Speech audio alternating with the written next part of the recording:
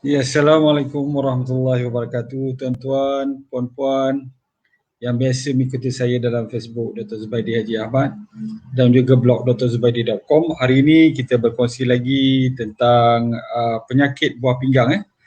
Yang mana penyakit ini sepanjang penglibatan ataupun sepanjang pengalaman saya menjadi seorang doktor pengamal perubatan am ni selama lebih kurang 25 tahun saya telah melihat pelbagai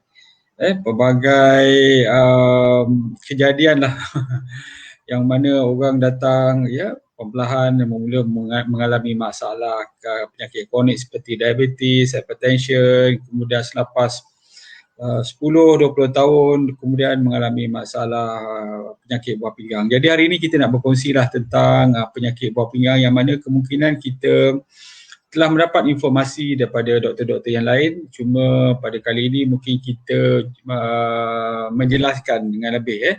Jadi kalau tuan-tuan ada masalah, mungkin tak faham dengan penerangan doktor tersebut, boleh kita berkongsi atau bertanya kepada saya. Jadi kita akan kongsikan pengalaman-pengalaman yang saya ada, pengalaman dan pengetahuan yang saya ada supaya kita dapat pencerahan yang sebaiknya. Jadi kita lihat dulu mana rakan-rakan kita yang ada. Okey, saya cuba melihat. Okey, dah ramai. Puan Erni Yusnita, Waalaikumsalam. Hajah Fazilah, terima kasih kerana berkongsi. Puan Raja Nur Alaini, Waalaikumsalam. Tak boleh cantik malam ni, hanya mampu mendengar, insya-Allah. Kita akan ulang-ulang insya-Allah supaya kita boleh faham dan boleh kita grab supaya kita boleh ingatlah. Dan Ibrahim, Waalaikumsalam. Wan Zulaini, Wan Yaakob, Waalaikumsalam. Terima kasih. Kita mulakan apa yang dikatakan sebagai penyakit ginjal ataupun penyakit buah pinggang. Jadi ginjal ni sebenarnya adalah sama juga dengan buah pinggang. Dia semua merupakan, kalau tak silap saya, adalah perkataan daripada Indonesia yang menerangkan yang kita gunakan sebagai buah pinggang. Jadi dua benda yang sama. Buah pinggang ataupun ginjal, dia sepasang organ yang penting bagi tujuan perkumuhan, iaitu membuang bahan-bahan toksik yang berbahaya dalam tubuh kita melalui air kencing. Maksudnya perkumuhan kita ni, kita boleh kencing, kita boleh buang air besar, kita boleh melalui perpeluhan, kita boleh melalui pernafasan antaranya. Tapi kebanyakannya adalah dikeluarkan melalui air kencing.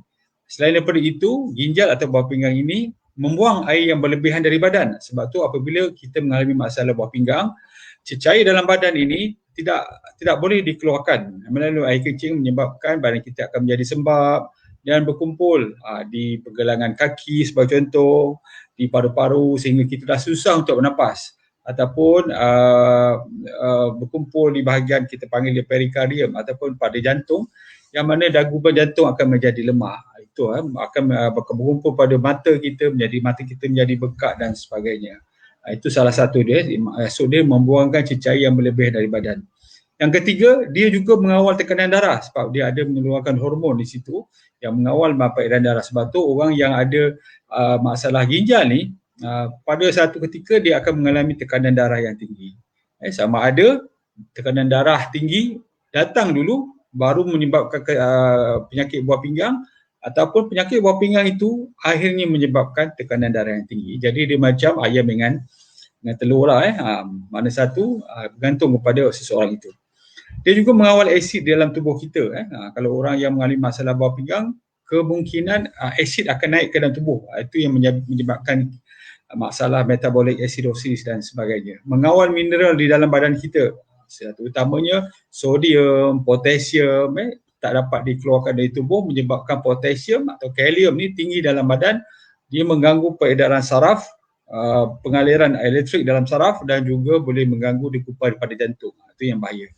Dia juga menghasilkan hormon yang membentuk sel darah merah, iaitu yang kita sebut sebagai erythropoietin, dan juga menyebabkan vitamin D menjadi lebih aktif untuk mengekalkan kesihatan tulang, atau tulang akan menjadi kuat, dan juga meningkatkan daya sistem daya tahan kita. Sebab tu sangat penting sangat penting ginjal ni.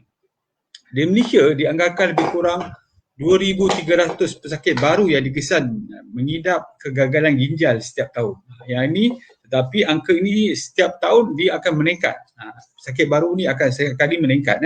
Dianggarkan seramai lebih kurang 70% daripada mereka mendapat rawatan di pusat rawatan hemodialisis, manakala 30 lagi mendapat rawatan sama ada CAPD ataupun yang kita panggil peritoneal dialysis. Yang kita CAPD maksudnya continuous ambulatory peritoneal dialysis yang kalau tuan-tuan biasa ada saudara atau kawan-kawan tu yang kita tengok dia cucuk pada abdomen dia tu, yang itu kita panggil CAPD, ataupun rawatan hemodialisis di rumah. Kadang-kadang pun ada yang mampu membeli mesin hemodialisis di rumah. Masalah ini sebenarnya bertambah hebat apabila masyarakat keliru punca dan cara merawat penyakit ini. Jadi sebab tu kita bincang tentang masalah kegagalan buah pinggang ni.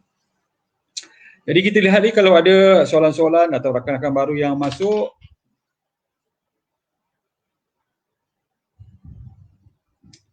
Nur Syuhadah, Waalaikumsalam. Rozita Hamzah, Waalaikumsalam. Puan Fatimah Abdullah, terima kasih Puan selalu mengikuti saya. Ummu Fahmi, Waalaikumsalam. Soalan, adakah kaitan dengan masalah buah pinggang pada kanak-kanak yang menyebabkan mata kanak-kanak itu menjadi kuning? Jadi mata menjadi kuning ni selalunya disebabkan oleh hati. Apabila bilirubin dah meningkat di dalam tubuh menyebabkan mata dia akan menjadi kuning. Selalunya bukan buah pinggang tetapi hati. Okey, Puan Syarifah, Alhamdulillah, terima kasih. Min Rashid, Waalaikumsalam. Ernie Yusnita, Waalaikumsalam. Ma Asma, Waalaikumsalam. Nasoidina, Waalaikumsalam. Nur Syuhada lagi sekali, adakah makan suplemen boleh menyumbangkan kepada sakit buah pinggang? Yang ini kita akan bincangkan. Amy Alifaus, Waalaikumsalam. Nur Syuhada, Waalaikumsalam. Ernie Yusnita, adakah gout menyebabkan sakit buah pinggang? Betul. Gout ini adalah pengumpulan uric acid apabila dia menjadi batu. Uric acid ni dia berkumpul, kalau pada sini kita panggil gout. Tetapi bila dia berkumpul di dalam ginjal, dia boleh menjadi batu kat situ. Jadi bila batu ni terlalu besar, dia menyebabkan apa yang kita sebut sebagai back pressure. Air kencing tak boleh nak keluar. Jadi air ni berkumpul di situ. Jadi back pressure, air bertambah, jadi back pressure menyebabkan ginjal akan rosak. Sebab tu uric acid yang tinggi boleh menyebabkan kegagalan ginjal apabila berlakunya batu di dalam buah pinggang. Amy Olifaus, mohon bertanya, adakah pengambilan makan tambahan mineral kalsium mengganggu buah pinggang? Okey. Muhammad Najib, terima kasih. Zaitun Idrus. Nur Azlina, Assalamualaikum Dr. Waalaikumsalam. Okey, menjawab soalan Puan Amy Olifaus ni, kata adakah pengambilan makanan tambahan atau mineral kalsium mengganggu buah pinggang? Jika buah pinggang tuan-tuan normal, tidak jadi masalah. Ingin kita faham. Begitu juga dengan gout. Gout ni sebenarnya adalah disebabkan oleh kita punya purin, kita makan banyak protein, purin menjadi uric acid. Uric acid ni sebenarnya tak ada masalah. Dia bila kita minum air banyak, dia keluar melalui air kencing. Dah tak ada masalah. Tak ada pengumpulan uric acid di dalam tubuh badan kita. Tetapi masalahnya apabila ginjal kita dah tak berfungsi dengan baik. Bila tak berfungsi dengan baik, maka uric acid ni tidak dikeluarkan melalui air kencing. Akhirnya berkumpul dalam badan, akhirnya berkumpul dalam ginjal. Yang inilah yang menjadi masalah. Jadi berbalik kepada soalan tadi, adakah pengambilan makanan tambahan mineral kalsium mengganggu buah pinggang? Kalau katakan makanan tambahan tu sebab tu kita ambil sebagai minyak zaitun ataupun delima ataupun mungkin pisang, tak ada menjadi masalah, kecuali kalau ginjal kita dah mula tidak berfungsi dengan baik. Tak berfungsi dengan baik itu macam mana? Nanti kita discuss. Yang itu mungkin pemakanan haruslah berhati-hati. Sebab tu kita kena jaga buah pinggang kita dengan cara makan makanan yang bernutrisi. InsyaAllah dia akan okey. Okey, kita seterusnya kita pergi kepada apa yang disebutkan sebagai masalah ginjal ataupun kita sebut sebagai penyakit ginjal yang kronik. Dalam bahasa Inggeris mungkin kita sebut sebagai chronic kidney disease, CKD, chronic kidney disease. Lepas ni saya cakap CKD, maksudnya fahamlah. Maksudnya penyakit ginjal yang kronik yang berlaku secara perlahan-lahan. Jadi CKD ni boleh dibagikan ke beberapa tahap. Ada tahap yang boleh sembuh jika dirawat dengan baik, dan ada tahap yang memerlukan peralatan bantuan seperti mesin hemodialisis dan CAPD. Maksud dia ginjal tu dah mungkin dah rosak, tanpa bantuan peralatan ini kemungkinan kita akan mengalami masalah. Oleh itu CKD ni adalah penyakit yang progresif. Dia start perlahan makin teruk dan akhirnya dia boleh menyebabkan kita bergantung kepada hemodialisis jika kita tidak mengawali dengan baik. Sebab tu kena bahaya. Sebab tu kita cuba menjaga ginjal kita. Kalau katakan dialisis, kekerapan dia mungkin dapat dikurangkan. So, contohnya 3 kali seminggu menjadi 2 kali seminggu atau seminggu sekali, bergantung bagaimana kita menjaga. Ada kes-kes yang 3 kali seminggu jadi 2 kali seminggu, ada yang 1 kali seminggu. Nak offkan tu mungkin agak sukar sikit kalau dia dah laba. Tapi mungkin peringkat awal tu mungkin ada harapan jika betul-betul dia menjaga. Jadi saya tidak meletakkan harapan tu terlalu tinggi. Bagi mereka yang baru saja hemodialisis, untuk kembali berkemungkinan boleh jika dia betul-betul menjaga. Kalau tak, dia akan progres makin lama makin teruk. Mungkin 2 kali seminggu, akhirnya 3 kali seminggu untuk melakukan hemodialisis. Jadi bagaimana kita nak menentukan tahap CKD ni? So tahap CKD ni sebenarnya bergantung kepada apa yang kita sebut sebagai glomerular filtration rate atau GFR. Lepas ni saya akan sebut GFR tu maksud dia apa, faham lah, maksud dia bagaimana penapisan di dalam kita punya ginjal itu, tahap ginjal. Jadi kita kalau kita nak tahu sama ada tahap buah pinggang kita baik, kita akan buat GFR. Daripada pemeriksaan darah tu dia akan tunjukkan nilai GFR. Kalau dulu kena kira, dia ada formulasi. Doktor kena kira kreatinin, tolak ini dan sebagainya, ada formula dia. Tapi sekarang bila buat pemeriksaan, dia dah awal-awal dah siapkan, okey, ini awak punya GFR. Okey. Jadi GFR ni sebenarnya dia ada lebih kurang 5 tahap. Tahap pertama normal. Tahap pertama normal iaitu lebih daripada 90 ml per minit. Maksud dia banyak air yang dapat dikeluarkan dalam masa 1 minit lebih daripada 90 ml. Ini yang paling bagus sekali. Tahap kedua, apabila GFR antara 60 hingga 89. 60 hingga 89. Tahap ketiga ni ada 2. 3A 45 hingga 59 ml per minit. Sementara 3B adalah 30 hingga 44 ml per minit. Sementara tahap 4, 15 hingga 29 ml per minit. Sementara tahap 5, kurang daripada 15 ml per minit, yang ini memerlukan hemodialisis. Nanti kita akan cerita lagi lebih mendalam tentang tahap ini. Jadi kita tengok dulu rakan-rakan kita. Okey, nasoidia, range bacaan eGFR adalah terguna pakai untuk peringkat semua peringkat umur. Betul, kecuali untuk kanak-kanak lah. Jika tiada penyakit kronik tapi mengalami CKD2, apakah yang menyebabkan kerosakan ginjal? Oh, banyak. Punca-punca kerosakan ginjal ni memang banyak. Nanti kita akan sebut. Muhammad Najib, saya dialisis ACRF, boleh makan EPA, DHA tak? Boleh makan, tak ada masalah. Waalaikumsalam Ainul Akma Khosairi. Waalaikumsalam Nur Aiman. Waalaikumsalam Nivoch R, kreatinin tinggi lebih rendah balik bacaan atau memang nak naik? Saya tak faham. Kreatinin tinggi boleh rendah balik. Oh, boleh rendah balik bacaan.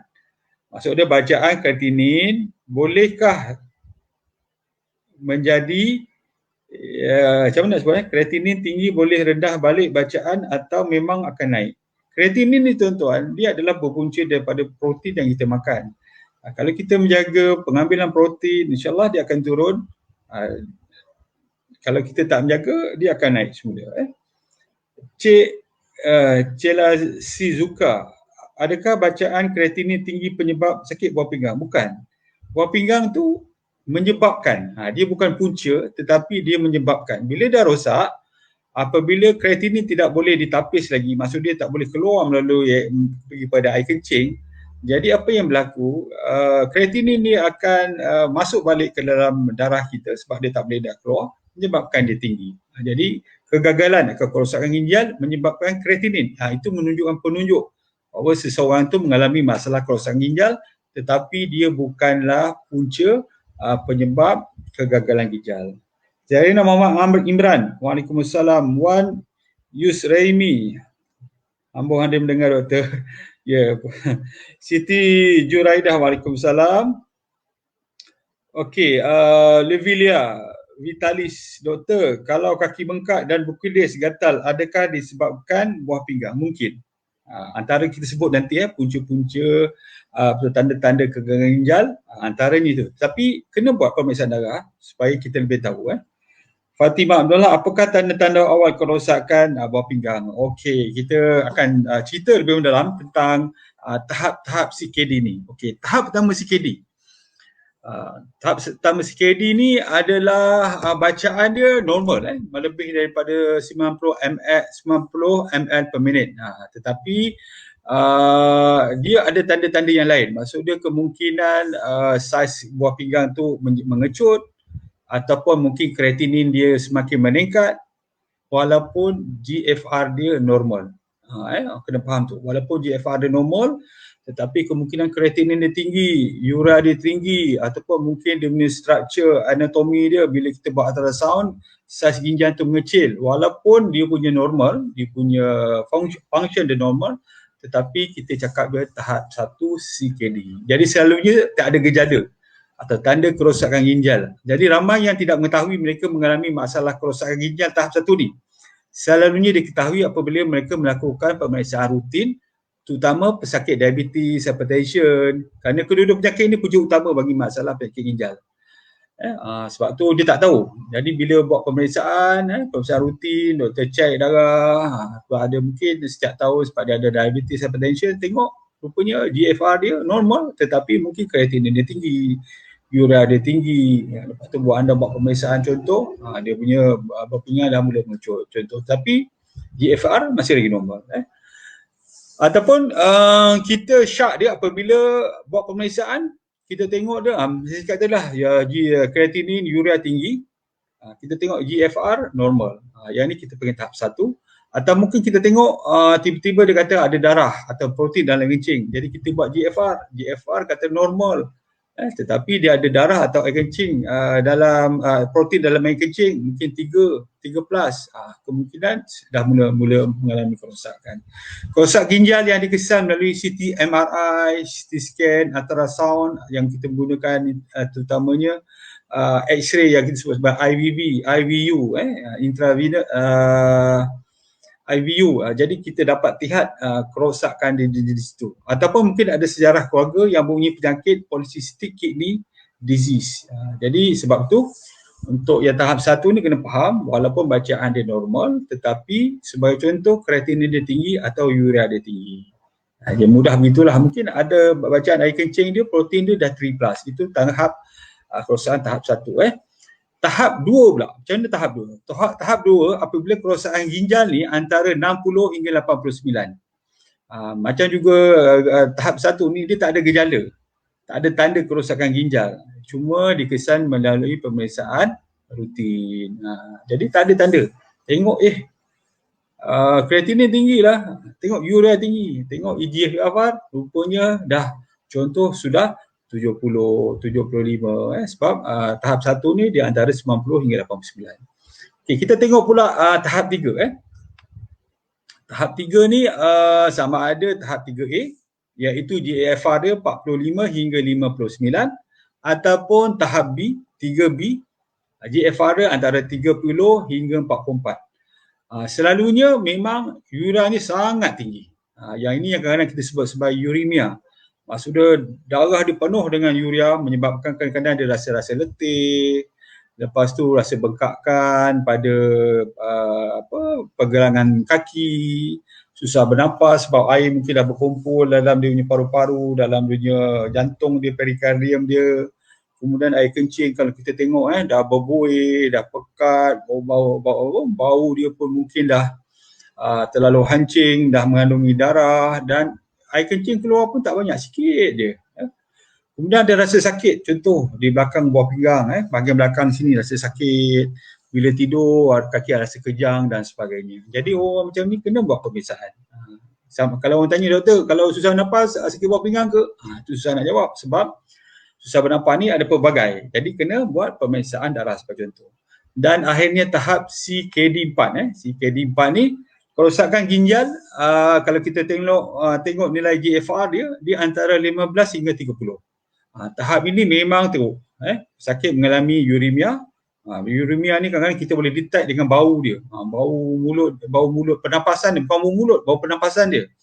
Dia lalu sebagai contoh, kita dah bau dah macam hancing, dah macam orang cakap gitulah, habis hancing sebab pernafasan tu banyak sangat urea dalam dia punya darah sampai pernafasan dia pun berbau kuat. Bukan bau mulut tetapi bau pernafasan dia. Selain daripada komplikasi tahap 3 ni, pesakit juga mungkin mengalami masalah kardiovaskular sebab selalunya begitu. Dia dah start ada masalah jantung. Tanda-tanda kerosakan tahap ginjal ni sama juga dengan yang lain, cuma mungkin dia akan rasa loya, muntah, ini sebab urea tinggi. Rasa pahit pada mulut, kemudian bau busuk apabila pergumpulan urea dalam darah, tak ada selera, susah untuk fokus dalam pekerjaan, cepat letih, masalah saraf, mencucuk-cucuk pada jari dan tangan. Dan yang terakhir yang kita sebut sebagai end stage renal disease, ESRD. Jadi kalau orang cakap ESRD, maksudnya end stage renal disease, maksudnya yang terlast sekali, yang dah ke hujung sekali, yang paling teruk sekali, iaitu GFR kurang daripada 15 ml per minit. Yang ini memang ginjal langsung tak berfungsi. Maksud dia apa? Maksud dia ialah air kencing mungkin sedikit sangat atau tak ada langsung. Jadi dia berkumpul dalam darah. Jadi sebab itu kena buat hemodialisis untuk mengeluarkan air yang berlebihan daripada darah dia, daripada tubuh dia, supaya kita boleh berfungsi dengan lebih baik. Sebab ginjal patutnya mengeluarkan air kencing tetapi tak ada air kencing, jadi kita menggunakan mesin untuk menapis, keluarkan air supaya kita dapat fungsi dengan baik. Selain daripada itu, dia akan rasa gatal sebab banyak toksin dalam badan dan melekat pada kulit, menyebabkan rasa gatal, air kencing dia semakin sedikit atau tak ada, bengkakan pada mata, pergelangan kaki, lepas tu kulit kadang-kadang menjadi lebih gelap, lepas tu macam berkerak. Yang itu yang menyebabkan dia rasa tak selesa, rasa gatal dan sebagainya. Oleh kerana ginjal ni dah tak mampu membuang cecair, sebagai air kencing, toksin dalam badan akan berkumpul. Itu yang menyebabkan saya cakap tadi, dia akan menjadi lemah, tidak bertenaga, kulit menjadi gatal dan berkerak. Selain daripada itu, ginjal juga berfungsi untuk mengatur tekanan darah, menghasilkan hormon membuat sel darah merah dan juga mengaktifkan vitamin D. Jadi selain daripada kencing tadi untuk membuang toksin, dia juga mengatur tekanan darah. Jadi maksud dia apa? Pinggang rosak, tekanan darah akan naik. Kemudian sel darah merah akan menjadi menurun. Sebab tu dia akan mengalami anemia. HB rendah 9, 8. Kemudian masalah tulang pula. Sebab apa? Vitamin D dah tidak boleh ditukarkan menjadi vitamin D yang aktif. Jadi itu sebab itulah selain pada air, masalah air ni dan juga toksin, masalah sel darah merah yang kurang, masalah vitamin D, maksud dia tulang dia mungkin menjadi rapuh, lepas tu kemungkinan banyak kalsium yang berada di dalam darah, kadang-kadang banyak, lepas tu menjadi kurang pula, sebab tu dia haywire kita panggil. Jadi kerosakan ginjal tahap 5 ni akan menyebabkan tekanan darah tinggi, bilangan darah merah menjadi kurang, iaitu tahap hemoglobin akan menjadi rendah, tulang menjadi reput, tahap kalsium dalam darah menjadi tinggi, kemudian menjadi rendah. Sebab tu kadang kita paksa bagi vitamin D untuk pesakit masalah ginjal ni, sebab vitamin D dia memang dah tak boleh untuk diaktifkan bagi yang aktif. Pesakit CKD harus mengambil ubat yang benar-benar perlu bagi memastikan kegagalan fungsi ginjal ini tidak bertambah teruk. Pemakanan untuk CKD perlu diubah bergantung pada tahap CKD. Jadi kita tengok lagi rakan-rakan kita yang berada bersama kita.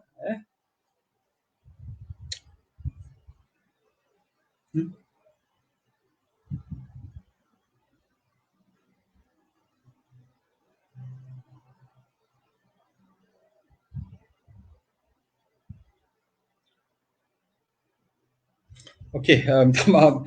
Saya terperanjat tadi sebab saya tengok macam dah tak ada lagi, macam dah terputus. Rupanya ada lagi. Alhamdulillah. Jadi kita tengok soalan-soalan. Ini dah nak penghujung cara mengawal pemakanan dan sebagainya, dah penghujung ni. Jadi kita tengok dulu rakan-rakan kita yang mungkin bertanya setelah perangan diberi. Rani Ibrahim, terima kasih. Waalaikumsalam. Hajiah Fazilah Hassan, terima kasih berkongsi. Anita Nana, kalau banyak minum air kosong pun boleh kena sakit bawah pinggang ke dok? Tidak.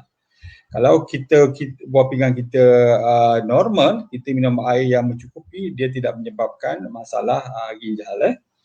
Kalau kaki bengkak dan pudis, ini saya dah sebut tadi, Puan AG Lovila, Puan Zanaria, Assalamualaikum doktor. Waalaikumsalam. Adik dan abang bonda saya sakit buah pinggang. Apakah faktor keturunan mempengaruhi kesihatan buah pinggang? Ya.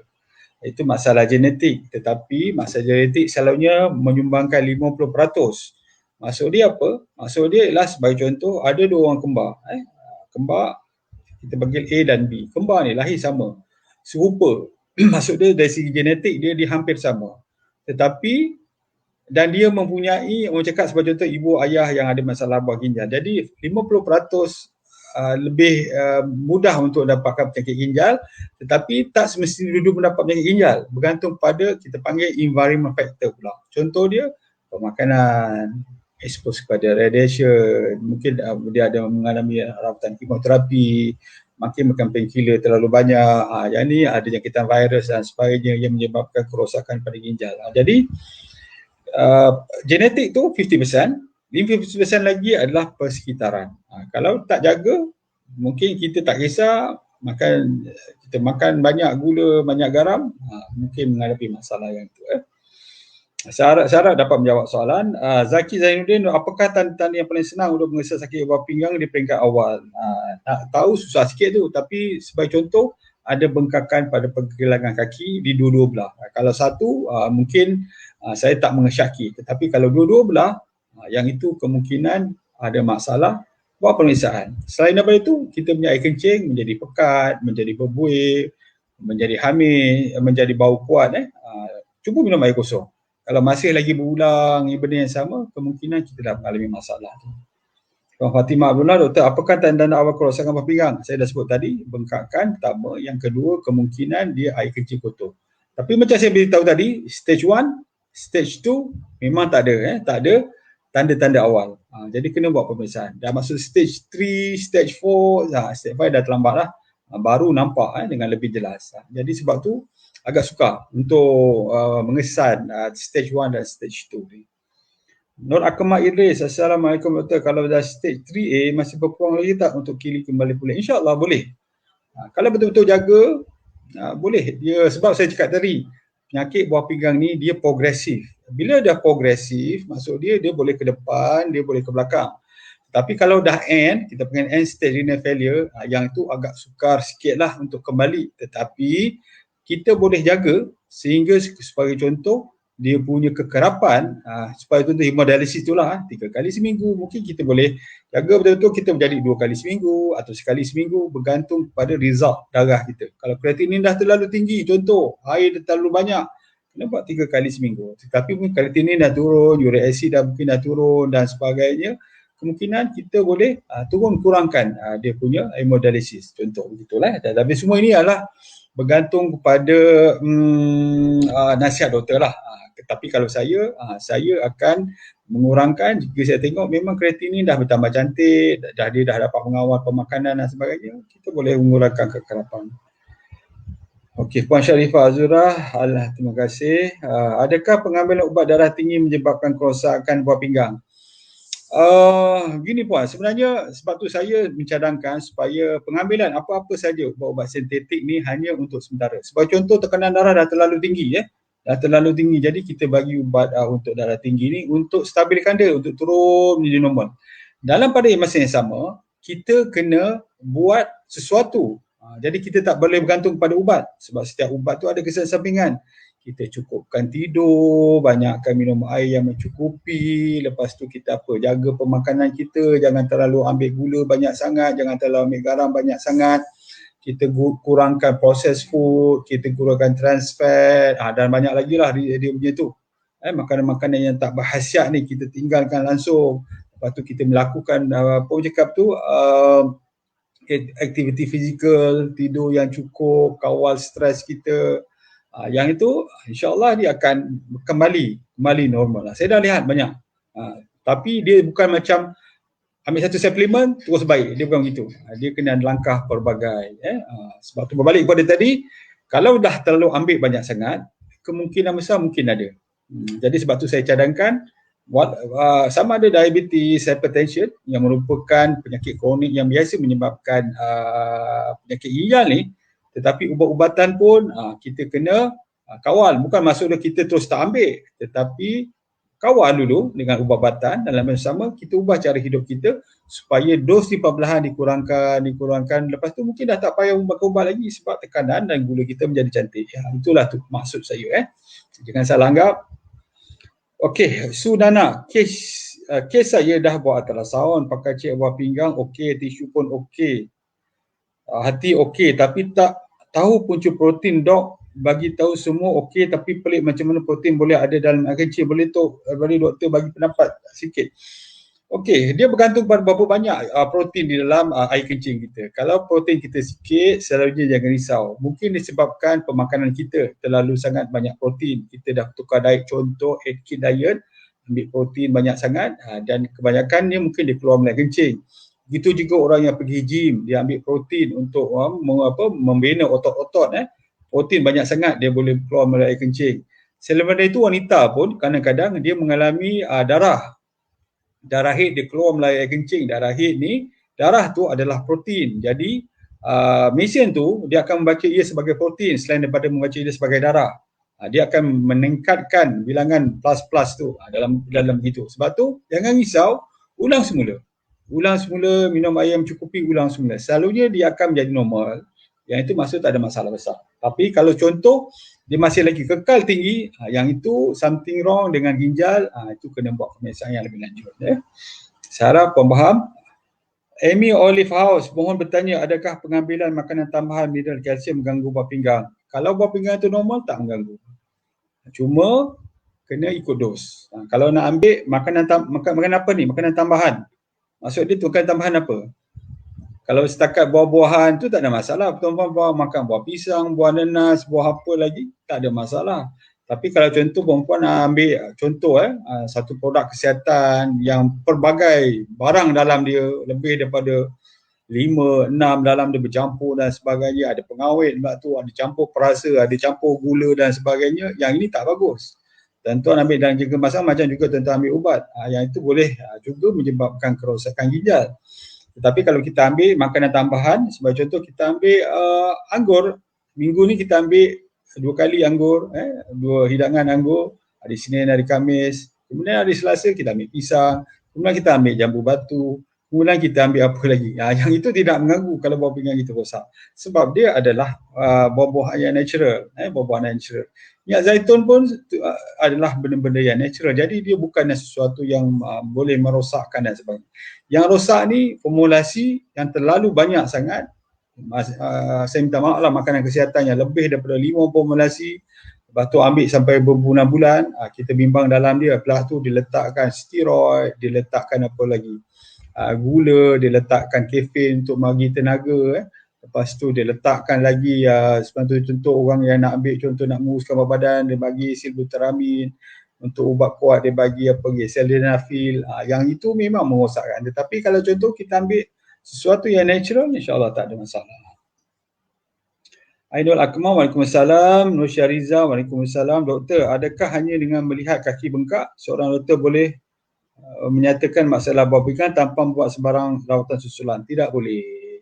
Sebab kaki bengkak ni macam-macam. Mungkin kerosakan hati disebabkan apa yang kita sebut sebagai hypoalbuminemia. Maksud dia kurang pengeluaran albumin atau protein di dalam tubuh dia.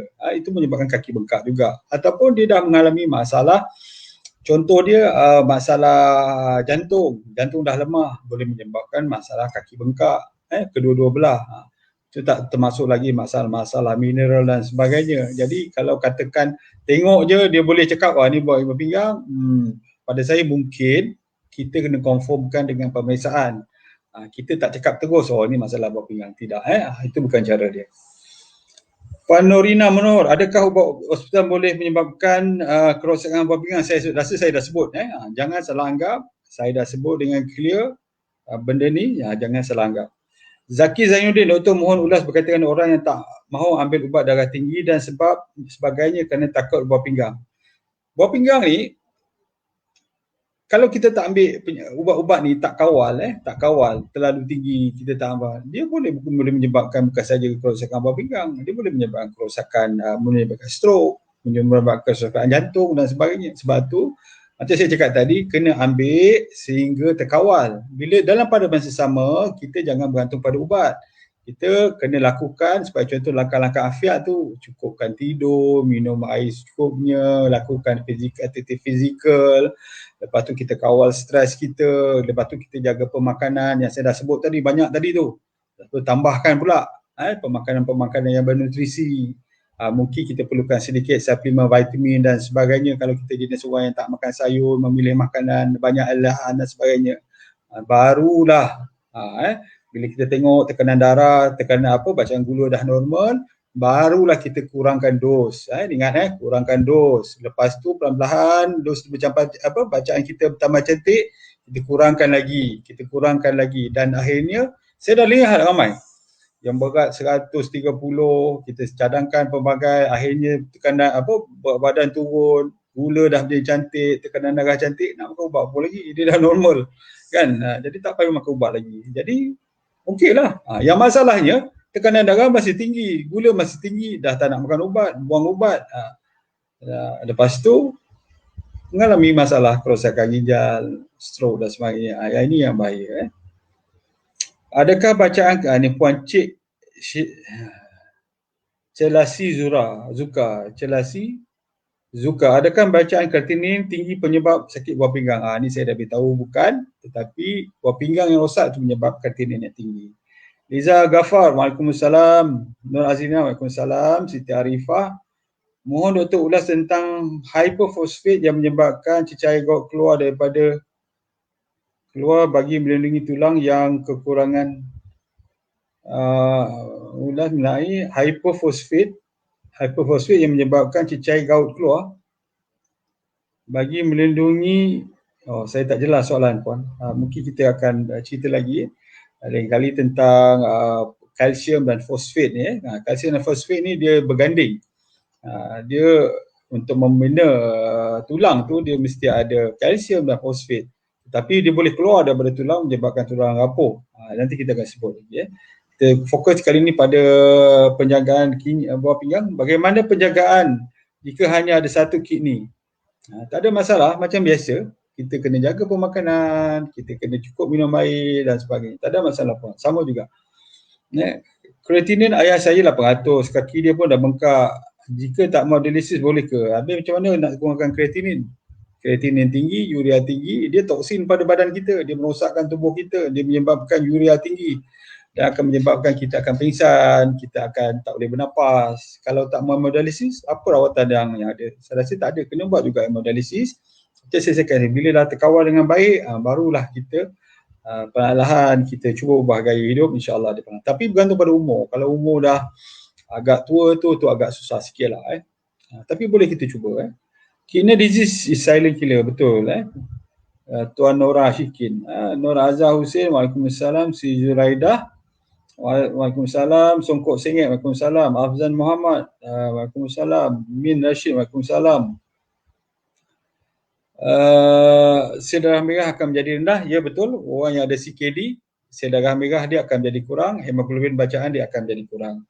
Sakit buah pinggang ini boleh tak doktor? Sakit buah pinggang ini boleh tak doktor? Apa ni? Macam ayah saya baru nak buat tapak dan dialisis semua 61. Terima kasih. Maksud pun apa? Boleh baik ke betul? Bawah dia sebut Syukri Rasul dia kata boleh sembuh tak? Macam saya cakap tadi dah, dia dah end-stage renal failure ni, dia agak sukar sikit, dia kena dialisis. Sebab kalau tak dialisis, macam mana toksin nak keluar dari tubuh? Selalu kita buat dialisis dan yang sama kita menjaga pemakanan. Cuma dah end-stage ni kadang-kadang kita cubalah supaya mungkin kekerapan dialisis tu boleh dikurangkan. Itu je. Nak dapat baik tu agak susah sebab dia dah pergi ke towards to the end stage. Itu yang susah tu. Tadi kalau stage 1, stage 2 masih okey lagi. Stage 3, stage 4 tu dah berbahaya. Stage 5 ESRF dah agak suka sikit. Jika ambil OLIVI, boleh makan suplemen lain serentak dalam masa yang sama ataukah perlu jarakkan? Ini apa ni? Suplemen yang bagaimana puan? Okey, salam sawadi doktor. Nak tanya, kalau mata putih kuning ada kaitan dengan berpinggang? Ada saya cakap tadi berkaitan dengan hati. Faiz Muhammad, Assalamualaikum doktor. Adakah minum air irisan lemon setiap hari 2 liter boleh mengganggu fungsi buah pinggang? Kalau fungsi buah pinggang kita normal, tak ada masalah. Syazana, doktor, kalau kita tiba-tiba kencing berbuih, adakah kena dengan simptom awal buah pinggang? Mungkin, tetapi selalunya disebabkan dehydration. Okey, jika tiada kencing manis, darah tinggi, tapi kreatinine tinggi, apa punca? Dia dah disebabkan oleh masalah kerosakan ginjal ni. Kalau kreatinine tinggi, punca dia, okey kita sebut kita balik kepada kita punya nota kita. Saya bacakan nota ni. Apakah punca-punca apakah punca-punca penyakit buah pinggang? Sebelum tu saya nak cerita sikitlah tentang pemakanan pemakanan untuk pesakit buah pinggang ni. Orang yang sakit buah pinggang pertama sekali gula dan garam tu kena dikurangkan. Itu pertama sekali. Kemudian kita banyakkan kacang yang sebab dia mengandungi omega 3, buah-buahan, sayur-sayuran dalam makanan seharian. Tapi cuma yang dah tahap 4, 5 ni, 3, 4 dah tahap 4 dan 5 ni kena jaga sikitlah. Makanan-makanan yang mengandungi potasium tinggi ni kena elakkan. Yang 1, 2 atau 3 masih lagi okey. Kurangkan pengambilan lemak tepung. Lemak tepung seperti contoh daging merah, susu, produk susu. Hentikan pengambilan lemak trans yang banyak dalam makanan bergoreng, produk-produk tepung seperti biskut dan lainnya. Kurangkan pengambilan karbohidrat ringkas, gula, makanan berproses, jajan, roti, kek, donat, makanan dalam tin. Ambil makanan-makanan yang mengandung vitamin C atau mungkin kita boleh start suplemen vitamin C kerana dia bagus lagi. Tetapi kalau contoh dah masuk ke stage 4 dan 5, pengambilan vitamin C ni sebab dia kita tak boleh menghasilkan vitamin C, kita juga mengambil. Kita harus juga mengambil vitamin C sama ada daripada makanan. Kalau kita nak ambil suplemen, kurang daripada 200 mg sehari. Jadi itu pun mungkin tak cukup. Tetapi kita tak boleh ambil banyak sangat sebab takut dia berkumpul dalam ginjal. End product dia tu berkumpul dalam ginjal dan menyebabkan batu. Orang normal ambil vitamin C banyak pun tak apa, dia keluar melalui kencing. Tetapi orang yang ada masalah buah pinggang tak boleh buang kencing, mengambil vitamin C terlalu banyak, kita bimbang dia berkumpul di air kencing, tetapi yang tak boleh keluar ni pada ginjal menyebabkan batu.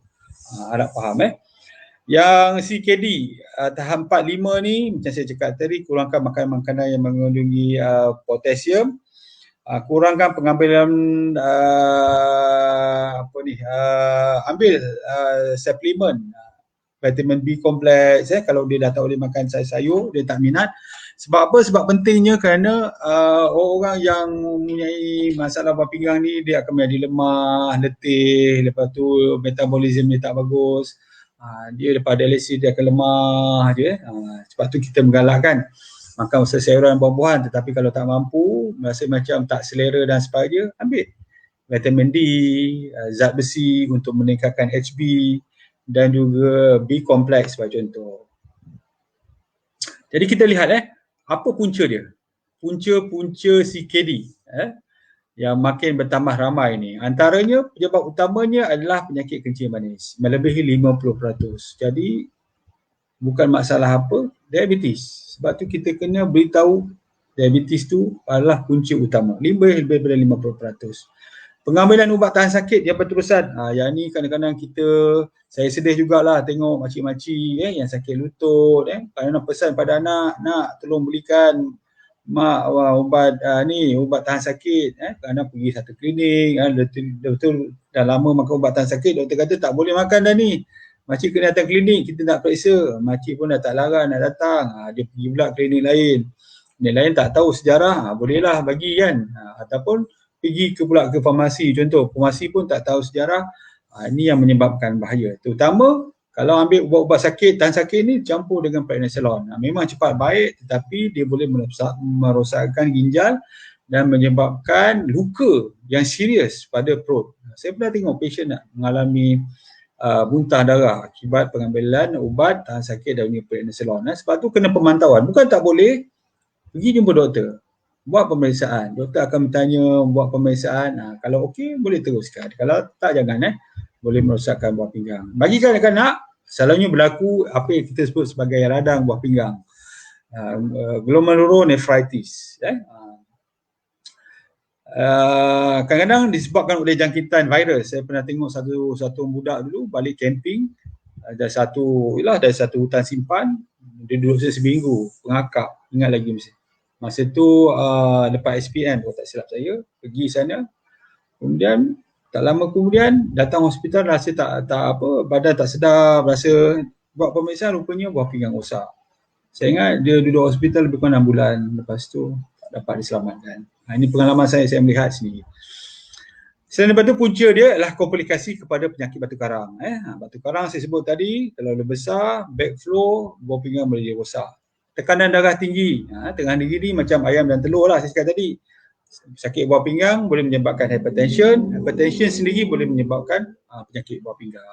Dan lain punca dia terdedah pada bahan-bahan kimia, bahan-bahan toksin, mungkin mengambil suplemen yang diletakkan bahan-bahan yang terlarang, sildenafil, salbutamol, steroid dan sebagainya. Ambil pula tu dalam jangka masa yang sama, lama, dah mengalami kita panggil independent ketagihan. Tak makan ubat tu, tak makan suplemen tu, badan rasa sakit. Makan ubat tu rasa okey.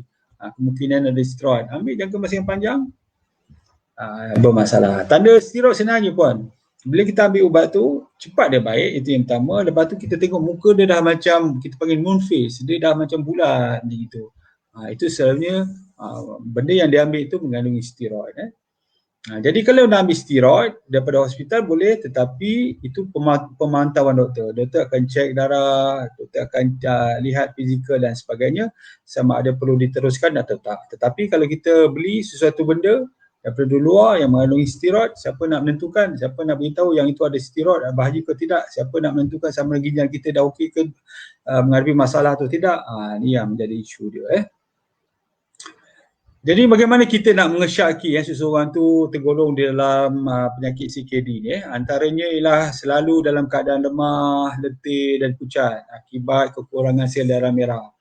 Sukar bernapas, rasa mual, rasa nak muntah, rasa hilang selera nak makan, badan ni gatal-gatal seluruh badan, tulang dia pun sakit. Kalau tekan dekat sini sebagai contoh, kalau rasa sakit tu kemungkinan cek kemungkinan vitamin D dah kurang, dah mengalami osteoporosis dan sebagainya. Tulang-tulang kita rasa macam sakit-sakit sangat, itu kencing yang berbuih, kemudian darah keluar melalui bersama dengan air kencing, jangkitan saluran kencing berulang-ulang. Yang ini boleh menyebabkan kegagalan ginjal. Sebab tu kita panggil dia sebagai ascending infection. Maksud selalu infection daripada atas ke bawah. Ini daripada jangkitan kuman daripada luar masuk ke dalam boleh menyebabkan kerosakan ginjal. Kita panggil ascending infection, sangat bahaya. Kejadian lagi kita nak mengesyaki isi padu air kencing yang menjadi kurang, kerap kencing terutama sebelah malam, mengalami hypertension di usia muda. Jadi muda-muda lagi dah ada darah tinggi, yang itu bukan setakat ambil ubat. Saya nak beritahu, kadang-kadang orang yang ada darah tinggi usia umur 25, baru 30 dah ada darah tinggi, jangan setakat ambil ubat je, kena cek buah pinggang. Kemungkinan darah tinggi itu disebabkan oleh kegagalan ginjal dah start problem. Buat ultrasound, buat pemeriksaan darah. Jangan ambil ubat saja, ubat dulu tak cukup. Untuk orang muda, orang dah tua tu dia lain. Dia kemungkinan tekanan darah tinggi dulu, baru dia menyebabkan kerosakan ginjal. Tetapi orang muda kita bimbang kerosakan ginjal dulu yang tidak dapat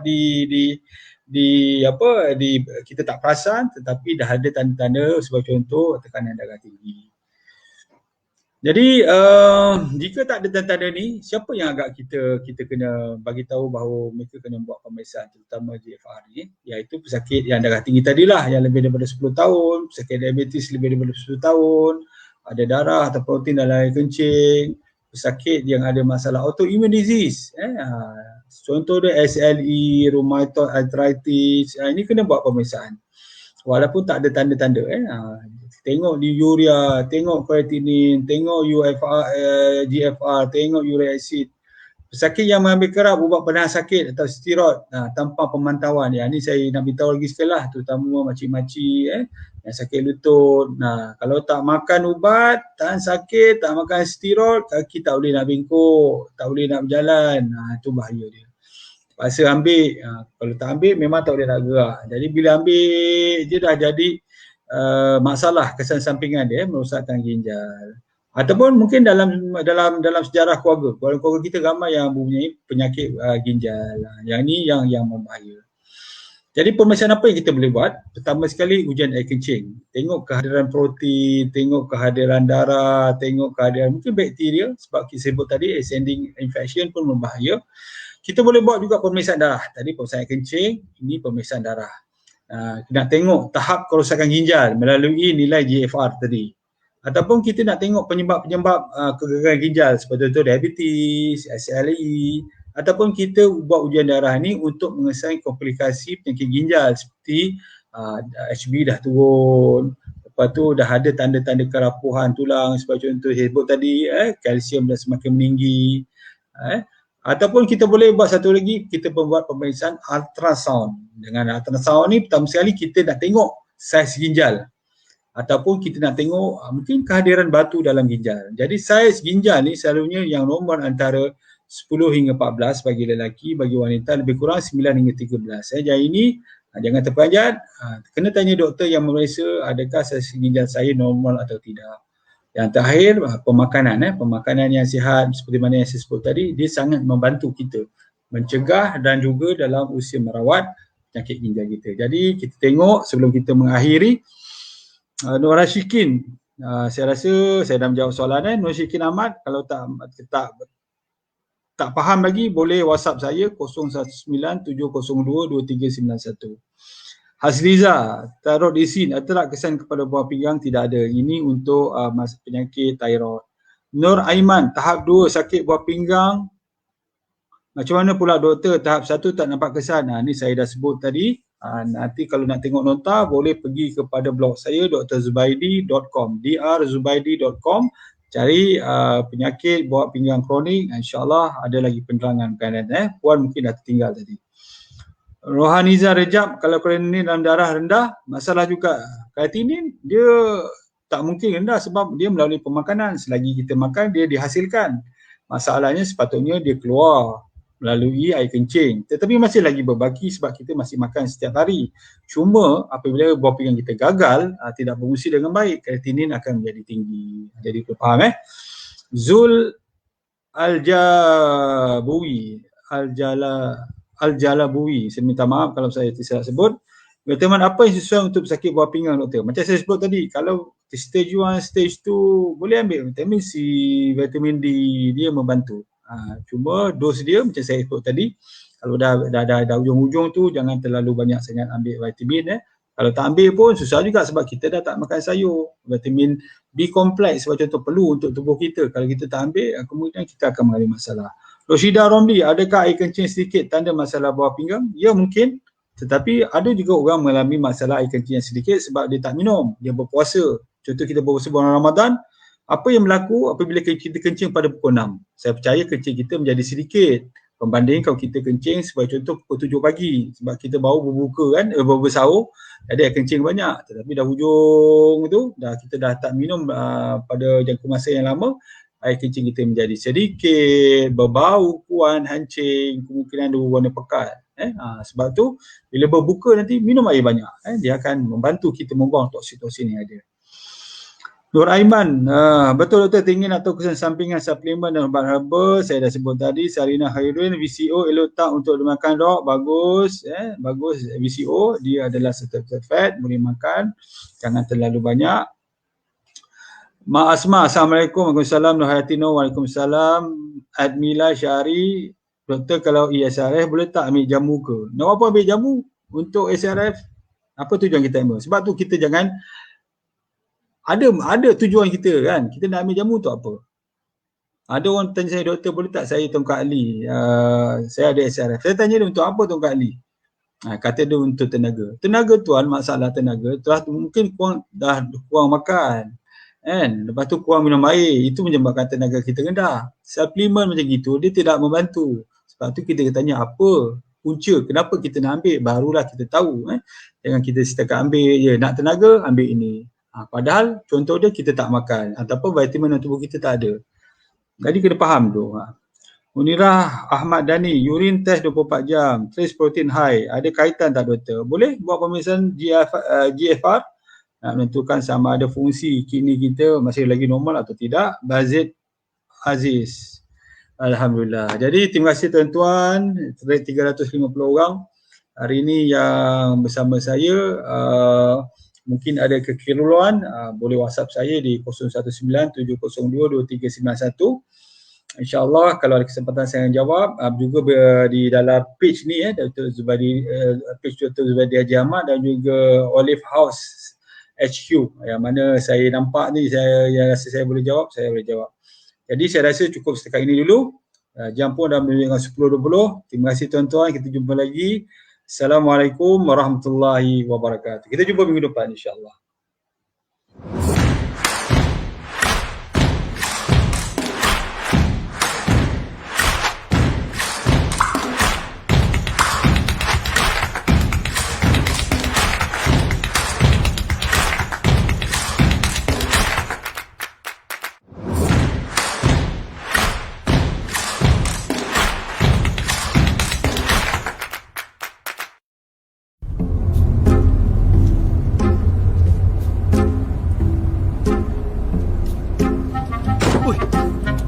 Aduh, siapa langgar pula?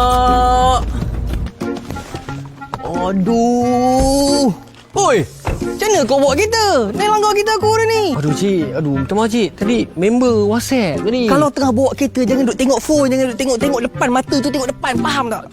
Cik, minta maaf, cik. Minta maaf sangat-sangat. Mana boleh macam ni, cik? Encik tak kenal lagi saya siapa. Jangan sampai saya saman, cik.